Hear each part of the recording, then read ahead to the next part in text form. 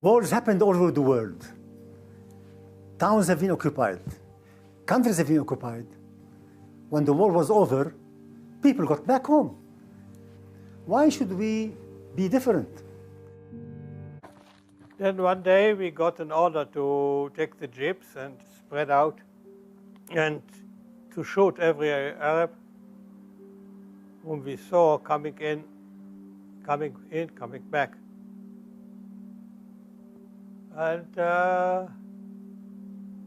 this is what happened. The thinking behind this was political but essentially strategic. The Arabs, refugees who had been fighting, they were the Palestinians who had been fighting against the Jews. And they said if we allow these back, they will overwhelm us as a fifth column, or they will overwhelm us demographically. In other words, there will be hundreds of thousands of additional Arabs, and they will become a majority or close to a majority instantly if they return. So the Israeli cabinet decided not to allow them back. We now must conclude that there was a recognition, at least on the part of that early Israeli government, that the displacement of Palestinians was necessary for what they probably viewed as the viability of their state. The human costs of 1948 were high. 6,000 Israelis lost their lives in the war, nearly 1% of the population. Records for Palestinian deaths were not kept, but historians have estimated them to be 2 or 3 times those of Israelis.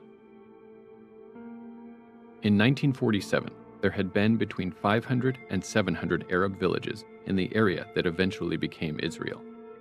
When the dust of the war settled, all but around 100 had been emptied of their population. 700,000 to 800,000 Palestinians had fled their homes, about 8 out of every 10 Palestinians who lived in the area that became Israel. For decades after the war, the Israeli government claimed that they bore no responsibility for the flight of the Palestinians. Many Israelis still make this claim.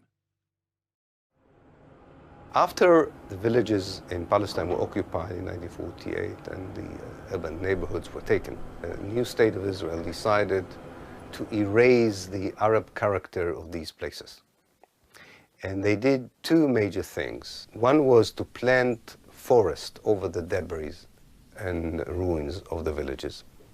Pine tree forest that would give the places a European flavor and create recreational grounds there.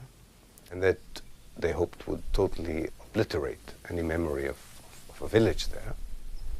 And the other one was to build immediately on the village a Jewish colony, quite often with a Hebrew name that resembled the Palestinian name, in order to say that this was originally a Jewish place that was depopulated by the Romans, actually, but never mind, but someone, and now is being repopulated and brought back to its rightful owners.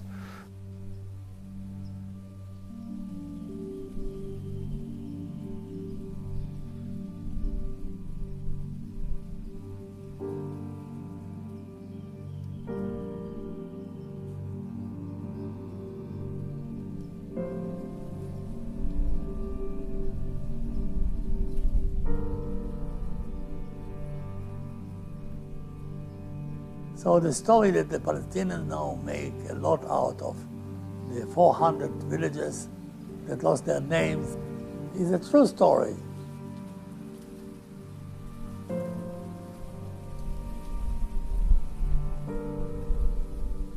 From our point of view, it's only part of the whole story, which was basically a displacement of one nation by another that laid off territories which were wide open for millions of immigrants that started to come in the 50s to the country and were settled in those lands.